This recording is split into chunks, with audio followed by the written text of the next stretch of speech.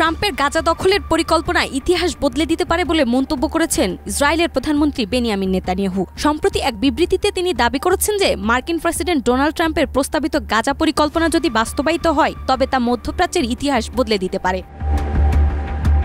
Trump ক্ষমতা গ্রহণের পর প্রথম কোনো রাষ্ট্রপ্রধান হিসাবে ওয়াশিংটন সফর করছেন ইসরায়েলের প্রধানমন্ত্রী নেতানিয়াহু। 4 ফেব্রুয়ারি এক সম্মেলনে ট্রাম্প বলেন যুক্তরাষ্ট্র গাজা দখলে নিয়ে এটি পুনর্গঠন করবে এবং তা বিশ্ববাসীর জন্য উন্মুক্ত করে দেওয়া হবে।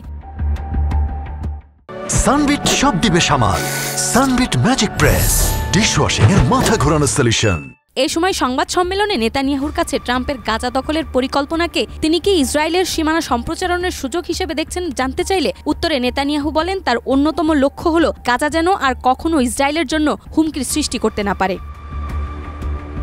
নেতানিয়াহু আরও বলেন ট্রাম্পের গাজা পরিকল্পনা আমাদের সবার জন্য একটি ঐতিহাসিক সুযোগ হতে পারে। এটি কেবল ইসরায়েল এবং ফিলিস্তিনের মধ্যে সম্পর্কের নতুন দিগন্ত খুলবে না, বরং পুরো অঞ্চলের শান্তির জন্য গুরুত্বপূর্ণ একটি পদক্ষেপ হতে পারে। আমরা আশা করি যে এই পরিকল্পনা বাস্তবায়ন হলে এটি আমাদের নিরাপত্তা নিশ্চিত করবে এবং গাজার পরিস্থিতি দীর্ঘমেয়াদী সমাধান এনে দিতে সক্ষম হবে।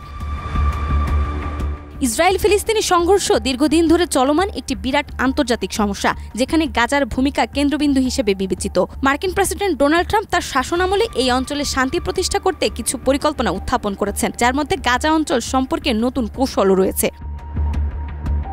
বিশ্বের বিভিন্ন দেশ এবং আন্তর্জাতিক সংগঠন এই পরিকল্পনাকে নিয়ে উদ্বেগ প্রকাশ করেছে। তবে নেতানিয়াহু বিশ্বাস করেন যে যদি এটি সঠিকভাবে বাস্তবায়িত হয় তবে এটি গাজা ও মধ্যপ্রাচ্যের অন্যান্য অঞ্চলগুলোতে স্থায়ী শান্তির পথে একটি বড় পদক্ষেপ হতে পারে।